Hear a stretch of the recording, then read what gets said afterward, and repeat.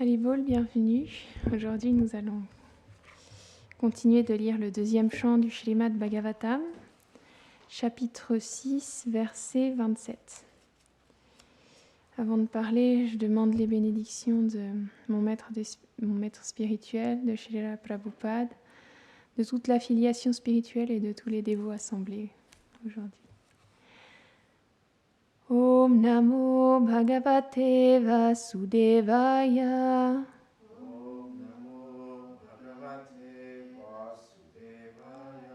Om Namo Bhagavate Vasudevaya.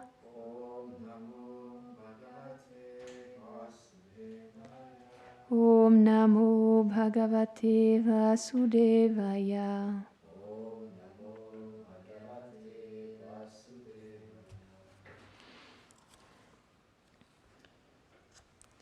Gatayo Matayaschaiva Prayashchitam Samarpanam Purushavaya Verite Sambhara Sambrita Maya. Traduction. En utilisant les membres du Seigneur, j'assemblais les mouvements, les prières, les expiations et l'offrande finale. Commentaire. Srila Vishwanath Chakravarti Thakur dit: le mot Gataya signifie les mouvements qui sont effectués lors des sacrifices. Mataya désigne les versets utilisés pour les demi-dieux. Samarpanam signifie l'offrande de sacrifice au Seigneur.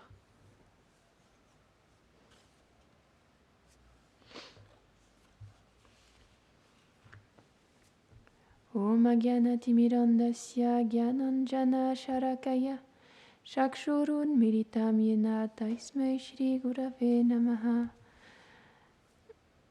Jai Shri Krishna Chaitanya Prabhu Nityananda Shri Advaita Gadadhara Shri Vasadi Gora Bhakta Vrinda. Hare Krishna Krishna Krishna Hare Hare Hare Rama Rama Rama Hare Hare. Vrindaye Tulasi Deviaye Priyaye Keshavasya Cha Krishna Bhakti Pradedevi Satyavatye Namo Namaha. Vanchakalpatarubhyascha Kripa Sindhubhya Evacha Patitanam Pavanebhyo Vaishnavebhyo Namo Namaha. Namo Vishnu Padaya Krishna Prashtaya Bhutale Shrimate Bhaktivedanta Swaminiti Namine. Namaste Sarasvate Deve Gauravani Pracharine Nirvishesha Shunyavadi Paschatya Deshatarine.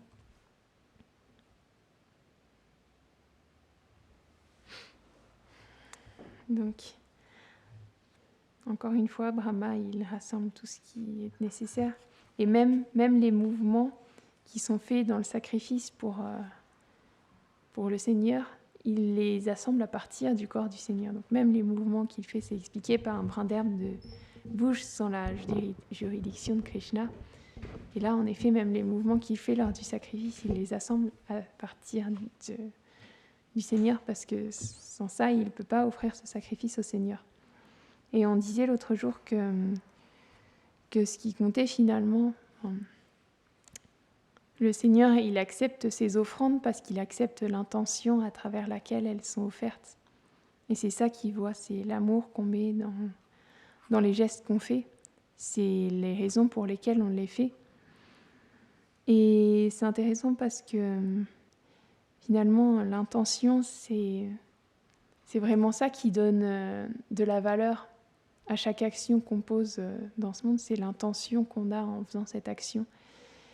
Et malheureusement, cette intention, des fois, même quand on a l'impression d'avoir une bonne intention due à notre identification, à notre faux ego, etc., on peut agir d'une manière qui n'est pas correcte, qui ne va pas être plaisante pour le Seigneur même, et pour tous les êtres dans ce monde. Parce qu'on est identifié à un certain corps, à une certaine religion, nationalité, etc. Et du coup, notre intention, elle sera biaisée par toutes ces choses-là qui nous recouvrent. Et on n'aura pas une conception véritable de ce qui est de la vraie teneur de nos actions. Enfin, je vais expliquer un peu plus précisément. Parce qu'on dit souvent l'enfer est pavé de bonnes intentions. Parce que c'est plein de personnes qui... on peut avoir une bonne intention, mais dû à cette identification-là, on n'agit pas d'une bonne manière. J'écoutais quelqu'un qui parlait, qui disait qu'un jour, il y avait un masseur qui massait un dirigeant que Hitler il avait nommé un leader des SS, donc je crois que c'était Himmler ou un truc. Enfin, je ne m'avancerai pas trop dessus, mais en tout cas, c'était un meneur des SS. Et il lui parlait à ce masseur et il lui disait qu'il était végétarien parce qu'il croyait vraiment profondément en Ahimsa, donc en la non-violence. Alors qu'il avait été nommé pour anéantir toute une population. Alors du coup, le masseur, il lui a demandé, mais vous dites ça, mais en même temps, comment vous pouvez dire que vous croyez profondément en la non-violence quand vous tuez tant de personnes ? Et il a répondu, oh, mais Comment il a dit ça ? C'est regrettable, mais c'est pour le bien de l'humanité. Et c'était pour le bien de l'humanité et l'avenir du monde. Donc il avait, en soi, on pourrait se dire, ok, il avait une bonne intention, mais dû à son identification à un certain groupe, à son appartenance dans cette vie-là, eh ben, il avait une conception complètement erronée que s'il supprimait un autre groupe de personnes, alors ce serait bon pour toute l'humanité, parce que sa connaissance, elle n'était pas basée sur quelque chose de véritable. Et ça montre à quel point c'est important, déjà, qu'il faut faire attention. Ça montre déjà, premièrement, que selon l'identification qu'on a, on peut avoir notre bonne intention peut être polluée comme ça, et ça montre aussi que la connaissance, elle est très importante, et c'est important de prendre sa connaissance au bon endroit finalement, parce que sinon on peut en venir à faire des choses qui sont terribles au nom du bien. Et c'est pour ça que c'est tellement important toutes les écritures qui nous sont données, parce que c'est une connaissance qui est éternelle et qui est vraie à chaque instant et qui peut nous permettre de savoir comment poser des gestes du coup dans ce monde sans en venir à des choses comme ça complètement tordues.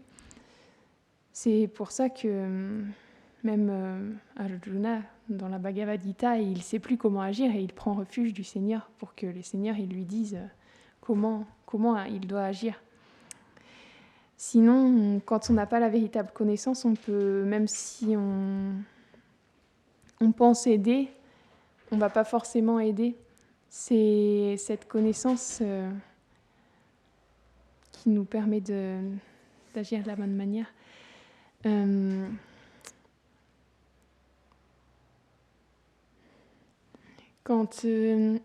Désolée, je cherche un peu. J'ai plein de choses dans ma tête, mais ça ne va pas dans le bon ordre. Et donc, du coup, c'est dans ces écrits, ils sont comme un guide qui nous disent comment prendre la bonne médecine pour bien agir dans ce monde et pour que nos intentions elles soient bien dirigées. Et pour qu'on puisse bien agir dans la direction de ces intentions-là aussi. Parce que, par exemple, si on n'a pas la connaissance, on ne va pas forcément agir d'une bonne manière vers cette intention. Parce que, par exemple, s'il y a une femme, son enfant, il est malade. Et elle a été voir le médecin, et cet enfant, c'est un enfant, il avait du coup la typhoïde, je crois que c'est ça. Du coup, c'était une maladie qui était très grave et il ne fallait pas qu'il prenne quelque chose de la nourriture trop grasse, trop lourde. Et l'enfant, il s'est mis à pleurer, et il en voulait absolument un parata. Donc c'est quelque chose qui est assez... une préparation qui est quand même assez grasse, quoi. Donc à force, sa mère, elle a craqué, elle lui en a donné un et il a quitté son corps. Parce que même si elle avait une bonne intention de satisfaire son enfant, elle n'avait pas conscience véritablement de ce que ça allait générer d'agir de cette manière-là. Et c'est pour ça que Krishna, il vient dans la Bhagavad Gita et il dit à Arjuna comment agir. Parce que grâce à cette connaissance, il pourra agir en toutes circonstances et toujours être bien situé. Quand on voit dans le Mahabharata, il y a deux grands personnages, façon de dire, de grandes personnes qui s'affrontent dedans, enfin qu'on voit qui s'affrontent, qui sont mis face à face, c'est Duryodhana d'un côté et Arjuna de l'autre. Et d'un côté, il y a Arjuna qui a plein de bonnes qualités de cœur, qui a beaucoup de dévotion pour Krishna, qui est très humble, très compassionné. Et de l'autre côté, il y a Duryodhana qui représente plus la colère, qui est plein d'avidité, d'envie, d'illusion, etc. Et Duryodhana, il va tout faire pour agir pour son propre plaisir. Chaque action qu'il va faire tout au long du Mahabharata, il le fait pour pouvoir prendre les choses pour lui. Et même s'il peut justifier tous les actes qu'il fait, il utilise son mental, son intelligence pour justifier tous ses actes, finalement, l'intention qu'il y a derrière, c'est de se satisfaire lui. Et d'un autre côté, on a Arjuna qui fait tout pour servir Krishna. Chaque action qu'il fait, il la met au service du Seigneur. Et il se retrouve dans la Bhagavad Gita dans une situation vraiment très délicate, puisqu'il se retrouve en face de plein de personnes de sa famille, et c'est pas juste des personnes sa famille éloignée, c'est des personnes qui l'affectionnent vraiment beaucoup, des personnes qui l'admirent vraiment. Il y a même son maître d'armes. Il y a des personnes qu'il respecte énormément et il doit les affronter. Et donc il est complètement perdu à ce moment-là et il se demande si ce n'est pas mieux finalement qu'il baisse les armes, qu'il laisse les armes et qu'il parte dans la forêt. Parce que ça peut paraître être une chose qui est correcte d'aller vers une voie plus de méditation, sans aller dans un combat. Mais là, il ne sait plus quoi faire. Donc, est-ce qu'il faut qu'il accomplisse son devoir de kshatriya, qui est de protéger la population, de protéger le dharma, etc. Ou bien est-ce qu'il doit s'en aller dans la forêt, juste quitter le combat? Et alors, il baisse les armes et qu'est-ce qu'il fait? Il prend refuge d'un maître spirituel qui, à ce moment-là, est Krishna lui-même. Et Krishna, il lui enseigne toute la Bhagavad Gita et à la fin de la Bhagavad Gita, Arjuna, il a tout compris et il sait comment agir. Et qu'est-ce que c'est que Krishna lui dit? Il lui dit que quoi qu'il fasse, il faut qu'il le fasse pour lui. Et donc, il lui dit de prendre... Donc du coup, Arjuna, il va prendre des armes et il va se battre pour Krishna. Il va accomplir son devoir, mais pour le Seigneur. Et de cette manière-là, il ne peut qu'être vainqueur. C'est parce qu'il n'agit pas pour son propre bénéfice. Dans le Bhakti Rasamrita Sindhu, Rupa Goswami, il définit la pure dévotion et c'est vraiment d'agir seulement pour le plaisir du Seigneur, mais sans aucun désir pour le plaisir personnel, pour la libération, etc.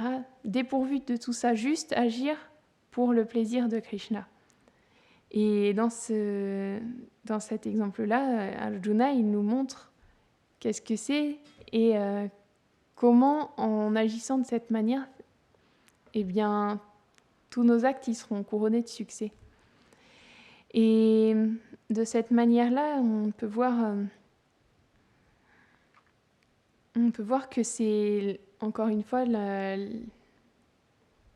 conscience qu'il y a, enfin, le but qu'on a derrière tout, c'est ça qui apporte la véritable valeur à nos actions. Et par exemple, il y a...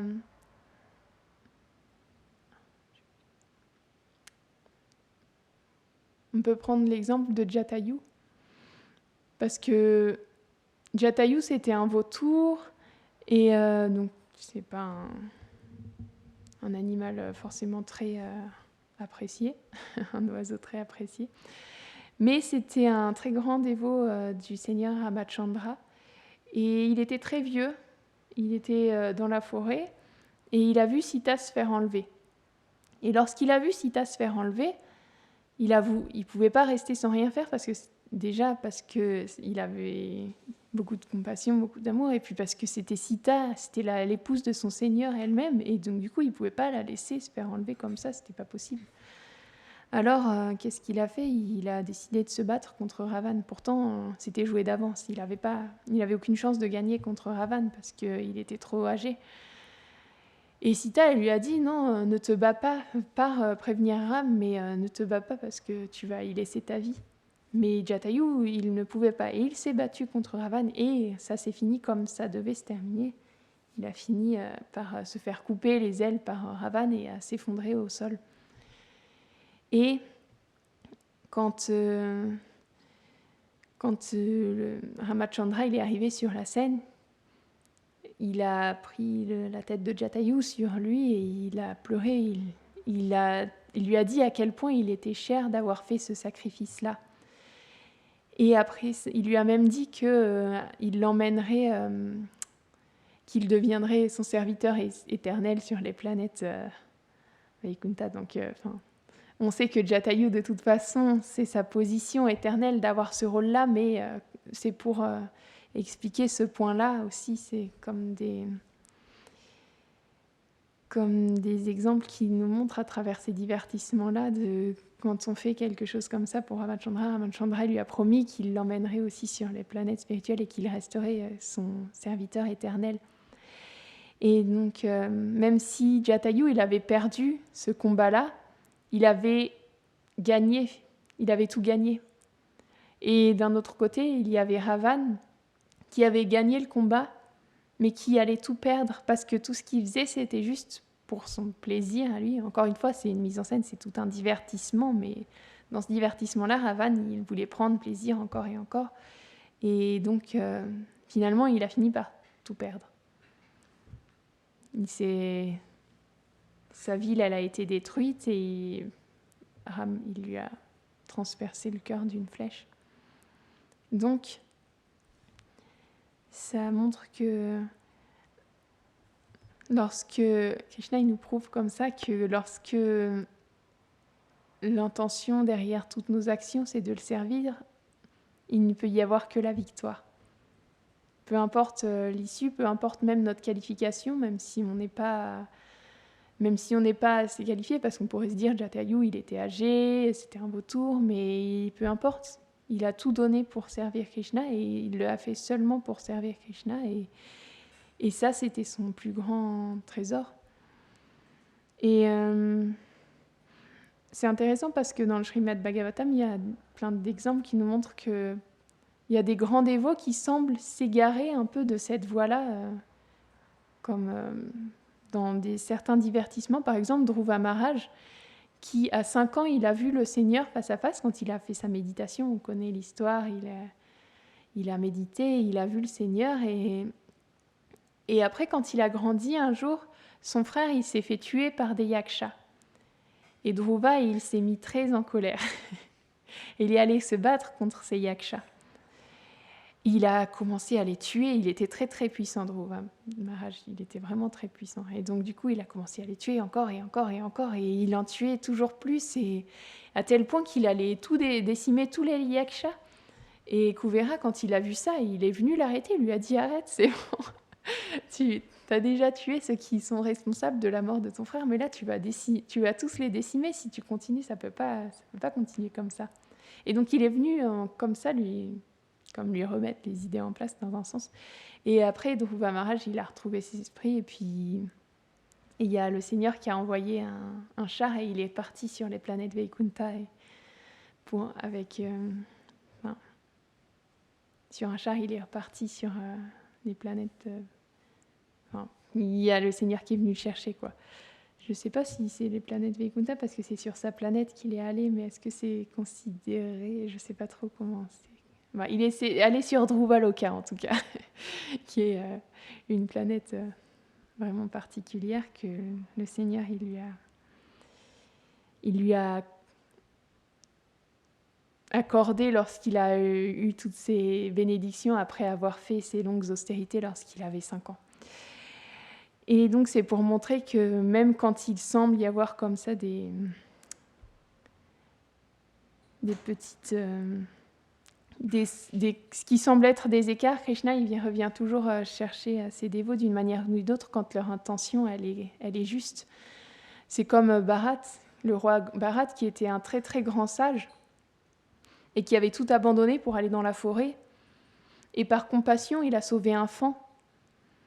Et donc c'était quelque chose de bien au début. On ne peut pas dire que ce soit une mauvaise chose. Il a sauvé un fan, sauf que avec ça, il a commencé à s'attacher à ce fan à tel point que la dernière chose à laquelle il a pensé avant de quitter ce corps-là,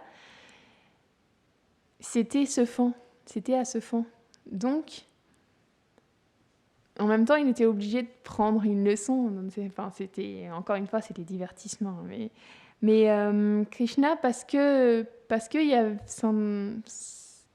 son intention était de le servir à l'origine, il ne pouvait pas non plus juste le laisser prendre un corps de fan. Il lui a donné conscience de toutes les erreurs de toute sa vie précédente et des erreurs qu'il avait faites dans sa vie précédente pour qu'il puisse se rattraper. Et là, lorsqu'il était enfant, il est allé près d'un ermitage et il écoutait tout le temps. Il est allé près d'un ashram et il écoutait les sages tout le long de la journée. Et il se nourrissait de feuilles sèches. Et pendant toute sa vie de fan, il était comme un renonçant finalement. Et donc, à la fin, il a pu reprendre le corps de Jad Bharat, qui était un très grand Vaishnav, même s'il agissait d'une manière un peu particulière parce qu'il ne voulait pas retomber dans ce piège-là de s'attacher, encore une fois, et de perdre une nouvelle vie, entre guillemets. Eh bien, il agissait d'une manière comme s'il était vraiment simple d'esprit, mais c'était un très très grand Vaishnav et il a même instruit un roi et il y a plein de choses qui se sont passées dans la vie de Jad Bharat. Et donc, ça montre que Krishna, il vient chercher aussi toujours ses dévots, même quand ils semblent momentanément s'égarer, parce qu'ils n'ont pas une mauvaise intention derrière ça, parce que leur intention, c'est de servir Krishna tout simplement. Et même quand ils n'ont pas forcément Même quand ils ne le servent pas d'une manière parfaite extérieurement, tout ce qui compte, c'est l'amour qu'ils mettent dedans. Il y a cette histoire avec Chaitanya Mahaprabhu qui lorsqu'il... je crois qu'il avait dit que c'était au Sri Lanka. Mais il y avait des brahmanas qui récitaient des prières tous les jours et des textes sanscrits. Ils étaient très érudits, donc tout ce qu'ils disaient, c'était parfait. Toute leur prononciation, etc., était parfaite. Et à côté de ça, il y avait un brahmana qui était illettré, qui était un peu plus simple du coup. Et il récitait tous les jours la Bhagavad Gita. Mais parce qu'il était moins instruit que les autres, il avait tendance à se tromper. Et donc les autres, ils le raillaient, ils le dénigraient un peu à cause de ça. Mais lui, il récitait tous les jours la Bhagavad Gita en pleurant. Et un jour, Chaitanya Mahaprabhu, donc, quand il l'a vu, il est venu le voir directement. Il lui a demandé ce qu'il faisait et il lui a dit il lui a dit que son maître spirituel, il lui avait demandé de réciter la Bhagavad Gita tous les jours, mais parce qu'il était illettré, il avait tendance à... Enfin, parce qu'il n'était pas instruit, il avait tendance à se tromper dans les mots, et donc et du coup, il ne comprenait pas vraiment. Et Chaitanya Mahaprabhu, il lui a dit, mais si tu ne comprends pas, alors comment ça se fait que tu pleures en extase pendant que tu la lis? Et donc, il lui a répondu, c'est parce que c'est parce que quand je pense à l'amour de Krishna pour ses dévots et comment il vient, comme le cocher d'Arjuna, et il lui a dit, c'est pour ça que je ne peux que pleurer en récitant la Bhagavad Gita, et il faisait ça parce qu'il avait cette intention de servir son maître spirituel et Krishna sincèrement. Krishna, il réciproquait directement avec son désir de servir son maître spirituel. Et il réciproquait en lui, de telle manière à ce que le brahmana il pleurait d'extase en chantant la Bhagavad Gita, parce qu'il était tellement rempli d'amour en pensant à Krishna comme ça. Et donc c'est vraiment important de penser à ça comme comment l'intention elle peut déterminer toute la valeur des actions qu'on pose. Et c'est important aussi de comprendre que la seule manière aussi de cultiver cette bonne intention, c'est d'être en association avec les Vaishnavas, parce que quand il y a la graine de la bhakti, quand on essaye dans ce chemin-là de cultiver la graine de la bhakti, il y a plein de mauvaises herbes qui vont pousser à côté et on ne va pas forcément s'en rendre compte. Mais on va commencer à un peu dévier dans nos intentions. On va faire ça plus pour avoir une certaine position ou pour être...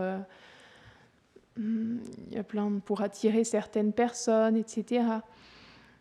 C'est facile de s'égarer. C'est pour ça que c'est très important d'être en compagnie de purs Vaishnavas, de dévots qui puissent nous guider à la fois à travers leurs instructions, à travers les écrits qu'ils ont laissés, mais aussi à travers leur présence, qui puissent nous dire,